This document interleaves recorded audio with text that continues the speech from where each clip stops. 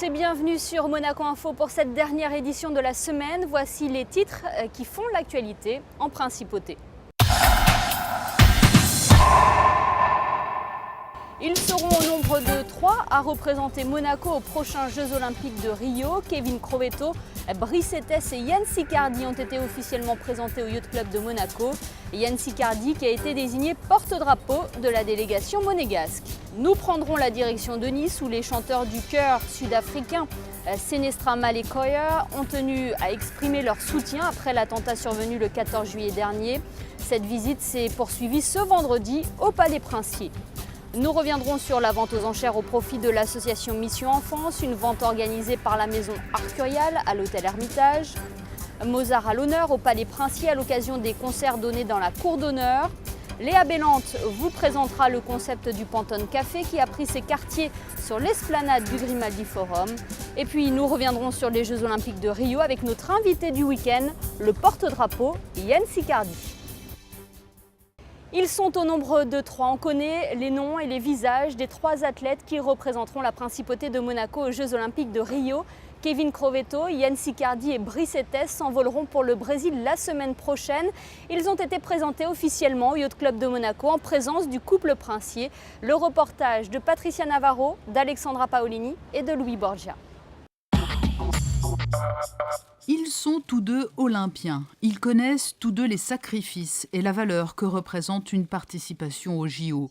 Le prince Albert II et la princesse Charlène ont tenu à être aux côtés des athlètes qui représenteront la principauté de Monaco aux Jeux Olympiques de Rio. À 2 semaines de l'ouverture de ces JO d'été, Yann Siccardi, Brice Etes et Kevin Crovetto sont dans la dernière ligne droite avant ce rendez-vous majeur dans la vie d'un athlète.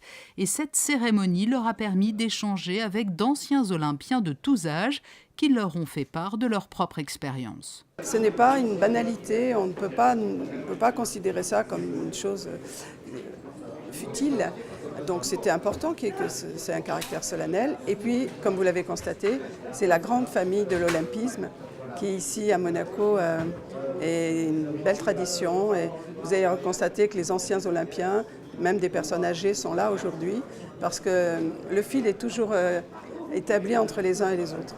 Cette cérémonie officielle de présentation a réservé une belle surprise au judoka Yann Siccardi. Il sera le porte-drapeau de la délégation monégasque. C'est le prince Albert II qui en a fait l'annonce. J'ai plaisir à annoncer qu'il sera notre porte-drapeau à Rio, Yann Siccardi. C'est une responsabilité de plus parce que ça... C'est ce que je disais dans le film de présentation. Quand on participe à une compétition avec le drapeau d'un pays sur le kimono, les spectateurs, les gens qui vont observer, ils vont associer forcément votre attitude à celle du pays en fait. C'est un peu bébête mais c'est comme ça que ça se passe. Et donc voilà, porter le drapeau, au-delà du fait il faut éviter les croche-pattes et pour ne pas passer au zapping, c'est une responsabilité. Yann Siccardi disputera à Rio ses 3e Jeux Olympiques. À ses côtés, un autre habitué des Jeux, Brice Etes. Le coureur aura à cœur d'oublier les Jeux Olympiques de Londres qui ne lui avaient pas réussi. J'ai besoin d'évacuer ce souvenir et puis c'est surtout que j'arrive en pleine confiance, en pleine forme, donc je suis très heureux et j'ai très envie d'y être. Il y a les valeurs de l'olympisme, les valeurs du sport et puis en toile de fond également pour vous la fierté de représenter ce pays, Monaco. Ah oui, une très grande fierté de représenter Monaco. J'ai très hâte de donner le meilleur de moi-même pour montrer les couleurs au plus haut niveau. Pour Kevin Crovetto, en revanche, ces JO seront les premiers. À 24 ans, il vit un rêve éveillé. C'est sûr qu'aujourd'hui, les choses s'accélèrent. Jusqu'à présent, on se préparait et on ne pensait pas trop à Rio. On essayait de rester concentré sur les entraînements. Et là, aujourd'hui, avec cette présentation, on rentre vraiment dans le vif du sujet et on sent la dernière ligne droite arriver. En quelle forme physique êtes-vous ? Je suis bien, je me sens bien. Je continue ma préparation. Je reviens d'une blessure au genou, ça va de mieux en mieux, donc satisfait. Kevin, Brice et Yann partiront la semaine prochaine pour le Brésil. Un petit temps d'adaptation et une entrée rapide dans le vif du sujet pour Yann et Kevin, qui débuteront leur compétition respective dès le lendemain de la cérémonie d'ouverture, le samedi 6 août. Direction Nice, à présent, les chanteurs du chœur sud-africain Senestra Malekoyer ont tenu à exprimer leur soutien suite aux attentats survenus le 14 juillet dernier à Nice. Cette visite s'est poursuivie ce vendredi au Palais Princier. Reportage. Depuis plus de 150 ans, la Croix-Rouge lutte contre la précarité et toutes les formes de souffrance humaine. Elle est représentée à travers le monde via leur antenne nationale. La Croix-Rouge sud-africaine était-elle à l'honneur à Monaco et plus précisément au Palais Princier.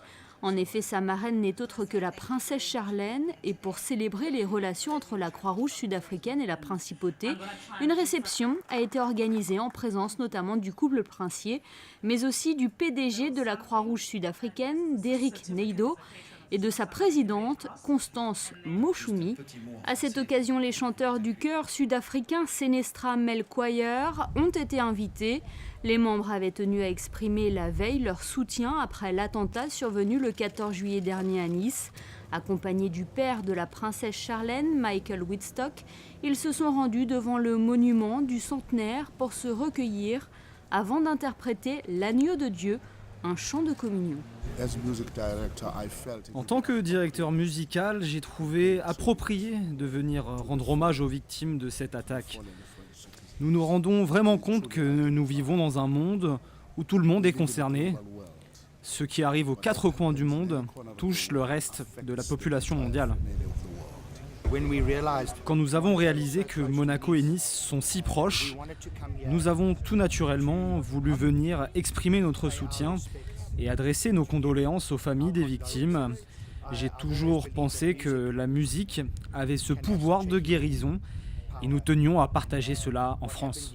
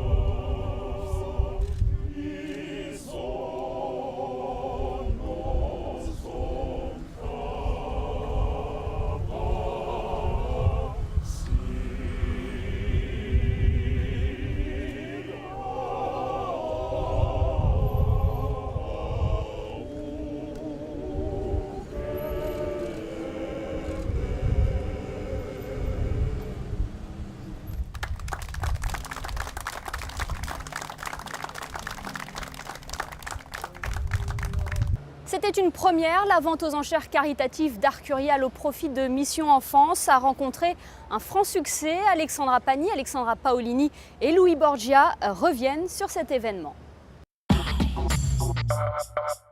28 sacs à main Hermès vintage et des vins d'exception étaient au cœur de cette vente aux enchères caritative proposée par la maison Arcurial. Des dons collectés auprès de particuliers et de grands vignobles qui ont permis de présenter une sélection très riche au public venu en nombre.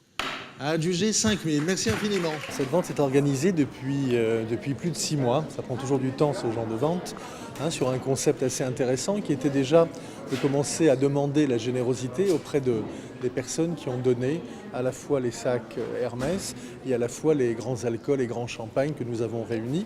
Alors, pour les sacs Hermès, une particularité, certains sont vendus tels qu'ils nous ont été donnés, c'est-à-dire dans leur configuration qui était celle de leur production, et puis d'autres pour lesquels on s'est dit, tiens, il serait peut-être pas mal de les améliorer encore en les confiant à quelques artistes contemporains comme Lavier, comme Wang Du par exemple, ou comme Créten, qui sont des stars de l'art contemporain et qui se sont prêtés à ce petit jeu de réinterprétation de la marque Hermès pour en faire des objets qui restent des sacs mais qui sont en même temps des objets d'art contemporain. Justement, le sac customisé par le street artiste Speedy Graffito a rencontré un franc succès.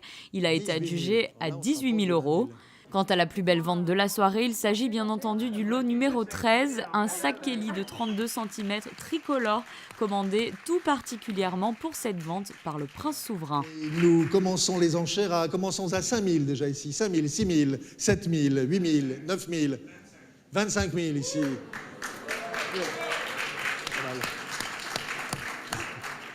On gagne du temps, 26 000, 27 000. 28 000. Il trouvera finalement acquéreur à 32 000 €. Il ne faut pas oublier que si les prix n'ont pas hésité à s'envoler, c'était bien entendu pour la bonne cause, car les bénéfices de cette vente aux enchères permettront à Mission Enfance de réaliser un projet en Arménie. On est en train de créer un centre en Arménie et justement ce soir vient un de nos partenaires qui est la Fondation Air France et qui participera donc à cette école. Et c'est un centre de formation pour des jeunes qui se trouvent au nord de l'Arménie et qui vont apprendre la robotique.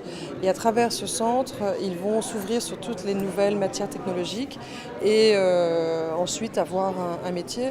Donc ils sont au nord de l'Arménie dans une région complètement isolée dans laquelle il n'y a pratiquement pas d'éducation ou très peu. On a déjà travaillé, on a déjà créé une école dans ce village, mais ça ne suffit pas. Ils sont très très loin de la capitale qui est Yerevan et justement on apporte notre aide là où les enfants sont le plus isolés. Donc ça participera à ce centre. La jante masculine n'était pas en reste lors de cette vente caritative.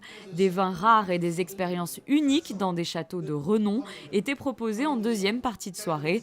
Tous ces lots ont trouvé acquéreur.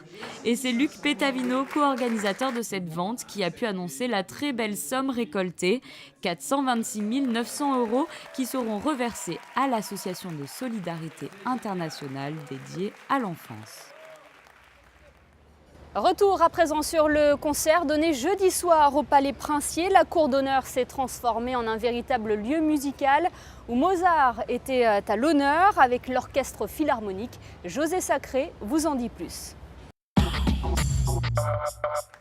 Après l'annulation du premier concert dans la cour d'honneur du Palais Princier à la suite de l'horrible tragédie de la promenade des Anglais à Nice, le concert du jeudi 21 juillet était le premier rendez-vous des musiciens de l'Orchestre Philharmonique de Monte-Carlo avec leur public fidèle et estival. J'aime partir le soir vers 20h30, me diriger vers la place du Palais, aller au concert, la ville devient un peu plus calme. On se dirige, on se gare, on va faire un concert dans ce lieu magique. Et oui, j'aime bien cette tradition. Ça fait peut-être le 16e été que je fais des concerts au Palais. Ça commence à chiffrer. Moi, j'ai eu l'occasion d'écouter l'orchestre assis sur les fauteuils de la cour. Et en fait, ça sonne très très bien. Donc du coup, ça encourage. Alors même si c'est pas très très confortable pour nous, on sait que ce qui en sort, ça fonctionne. Donc on s'applique.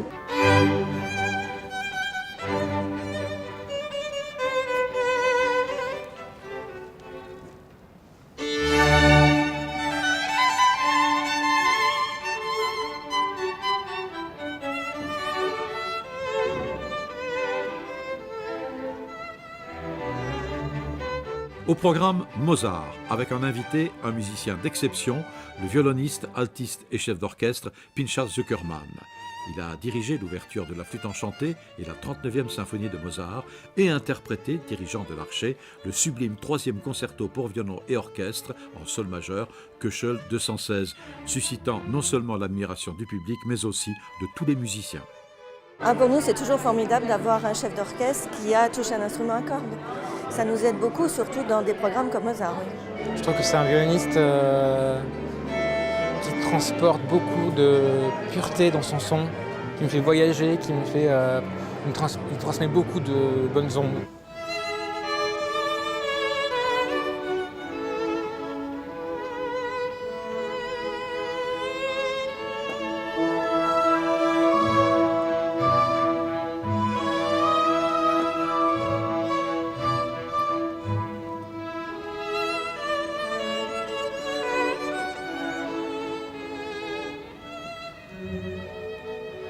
Au début, il était très exigeant et j'étais assez fasciné par rapport à sa manière de conduire les choses. Des bases très importantes, toujours à se souvenir par rapport à des choses. Et il y a quelque chose où on se laisse transporter après par rapport à la musique. Et je trouve qu'après, le son de l'orchestre est devenu une union, tous en un. C'était absolument magique.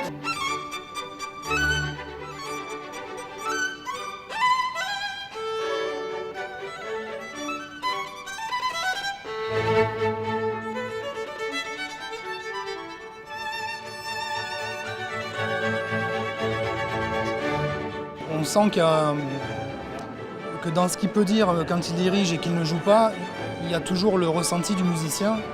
Et pour nous, ça c'est précieux parce que il est complètement, il a du crédit par rapport à ce qu'il dit, parce qu'il ne vit pas la musique en silence, si je puis dire, parce qu'une baguette de chef d'orchestre, ça s'agite, mais ça fait pas de son. Et donc, quand lui prend la baguette, en plus il y a la symbolique de l'archet, et qui lui est violoniste. Donc on sait que ce qu'il va dire, c'est quelque chose qu'il ressent lui en tant que musicien. Donc c'est vrai que ça nous met sur un pied d'égalité qui n'est pas toujours le cas. Et je pense que, je ne vais pas parler au nom de mes collègues, mais je pense que c'est quand même quelque chose qui touche les musiciens.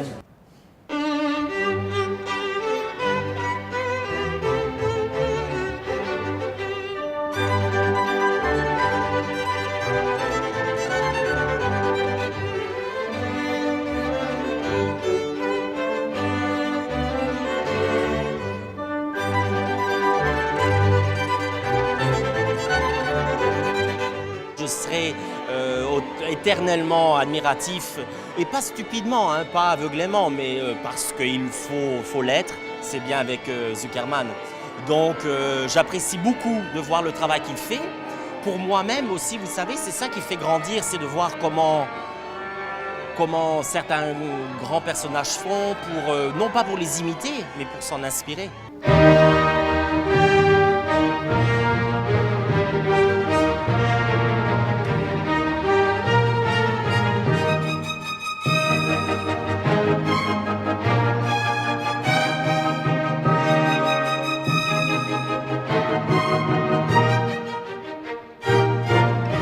Prochain concert dans la cour d'honneur du Palais Princier, ce 24 juillet. Il sera dirigé par le maestro Kazuki Yamada, le nouveau directeur artistique et musical de l'orchestre. Au programme Gershwin et Bernstein. Voilà pour ce concert d'été au Palais Princier. Parlons à présent de ce concept bar qui est de retour en principauté pour la 2e année consécutive. Il se situe sur l'esplanade du Grimaldi Forum. Il s'agit du Pantone Café que vous présente Léa Bélante. Commander son déjeuner selon un code couleur, c'est le concept du café Pantone. Jus de fruits, viennoiseries, sandwich. Pour vous repérer, il faudra vous fier au célèbre nuancier Pantone, outil universel d'identification des couleurs grâce à des codes. Et pour sa 2e édition, les équipes du café rendent hommage à la principauté en habillant le café de son célèbre rouge et créent la teinte Monte Carlo Red 18 17 63. Chaque produit à l'intérieur de notre gamme correspond à une vraie couleur. Et donc pour la première fois, on peut avoir l'émotion de goûter à une couleur. Un éclair pistachio green 13 02 21, Une glace vanille ice 11 04 14 ou encore un jus vibrant orange 16 13 64. Du petit déjeuner jusqu'au début de soirée, les consommateurs sont invités à déguster leurs achats colorés sous la pergola décorée d'un mobilier design. Le Pantone Café collabore avec des marques réputées comme le café italien Vergnano ou encore les jus de fruits frais Yumi. Les produits phares sont évidemment le café, les jus de fruits. On a une très belle gamme de viennoiseries et de pâtisseries, notamment des éclairs que l'on fait tous les matins, des éclairs chocolate, strawberry pink, vanilla. Ensuite, on a une offre de salé qui va de la pizza à la salade au sandwich. L'offre est très complète. On a de la glace pour cet été qui va être très ensoleillé, de la granita, une offre très complète. Le Pantone Café est à retrouver sur l'esplanade du Grimaldi Forum jusqu'au 9 septembre prochain. Et notre invité du week-end est aujourd'hui le porte-drapeau de la délégation monégasque qui s'envolera pour Rio dans quelques jours. Il s'agit de Yann Siccardi. Yann, merci d'être avec nous. Merci. Félicitations pour votre nomination en tant que porte-drapeau. Merci. Tout d'abord, qu'est-ce que ça représente pour vous d'être le porte-drapeau de cette délégation monégasque ? C'est une responsabilité. Quand on va à l'autre bout du monde, avec sur le kimono le drapeau du pays, et qu'en plus on va le porter au milieu d'un stade de 80 000 personnes et que la planète entière va regarder, c'est pas le moment de prendre un croche-patte et de faire une bourde, quoi. Et voilà, et au-delà de ça, c'est ce que je disais dans la vidéo de présentation. Quand on concourt avec le drapeau du pays sur le kimono ou sur le dossard, etc., les spectateurs associent ton attitude à celle du pays, en fait. Et c'est un peu bébête, mais c'est comme ça. Et du coup, tout acte, qu'il soit positif ou négatif, rejaillit en fait sur les gens qui vivent à Monaco. Donc voilà, c'est une représentation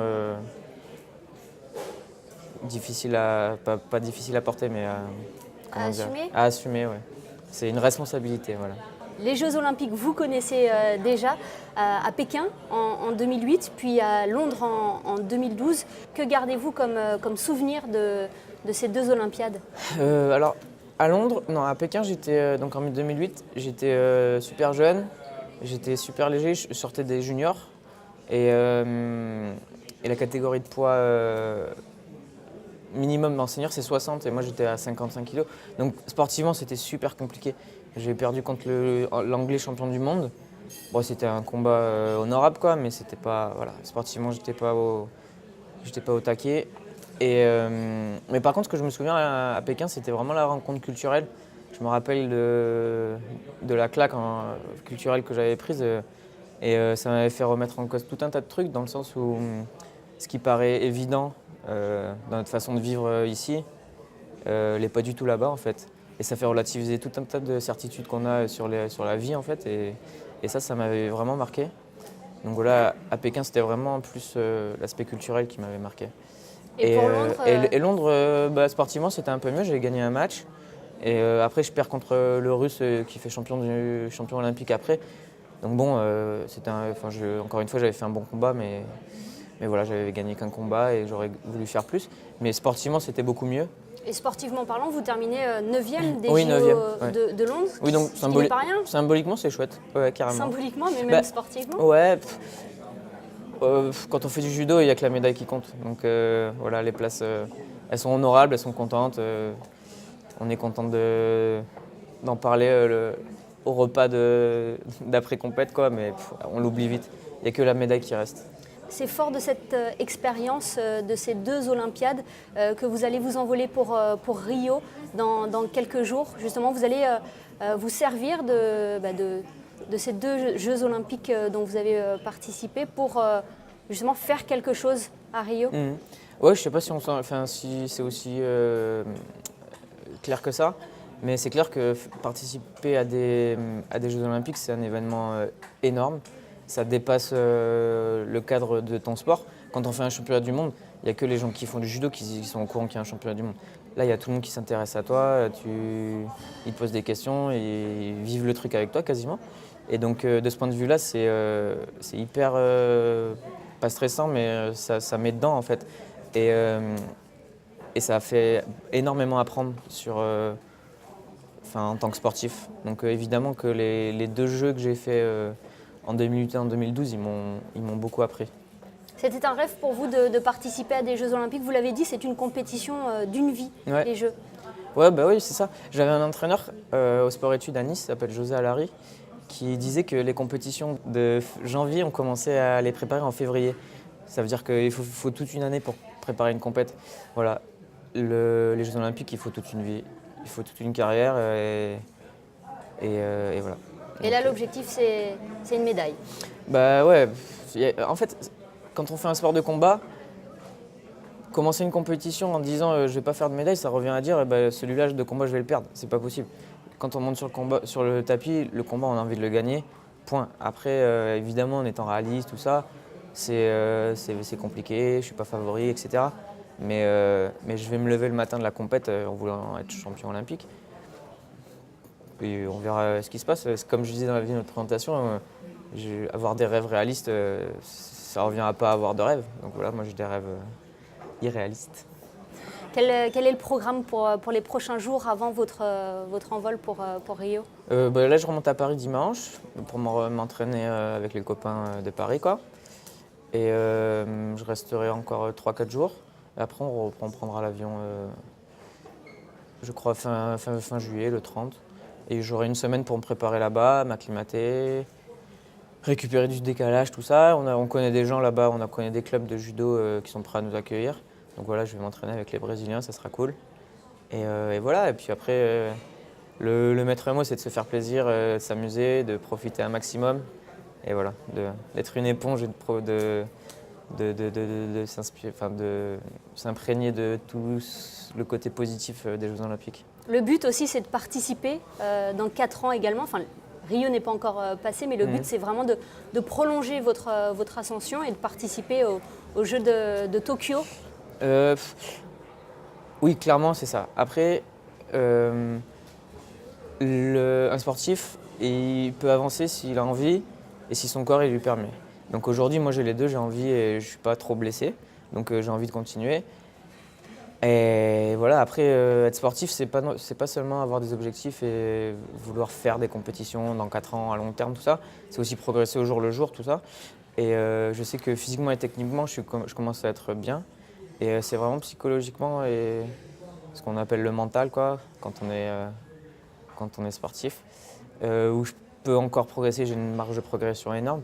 C'est ce que j'expliquais dans la vidéo de présentation, c'est que quand on est à Monaco, on est issu d'un petit pays, les gens ils pensent que c'est pas possible. Effectivement, il n'y a jamais eu de vrai grand champion à Monaco. Et donc quand on est gamin et qu'on commence le judo à Monaco, on est conditionné, on est éduqué avec cette idée-là, que on est monégasque et ça va être compliqué d'être champion.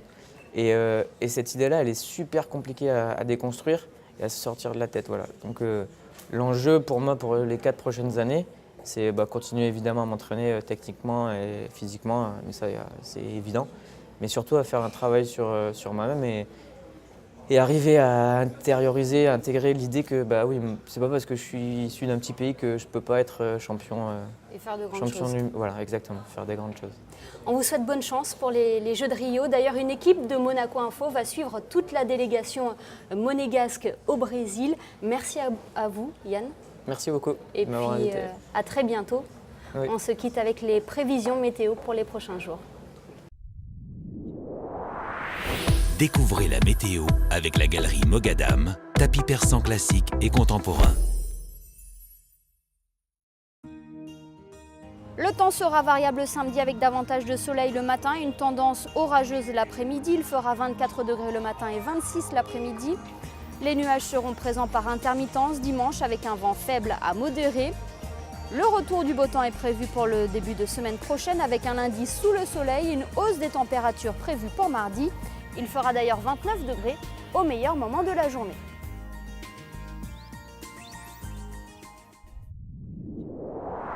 Vous avez découvert la météo avec la galerie Mogadam, tapis persan classique et contemporain.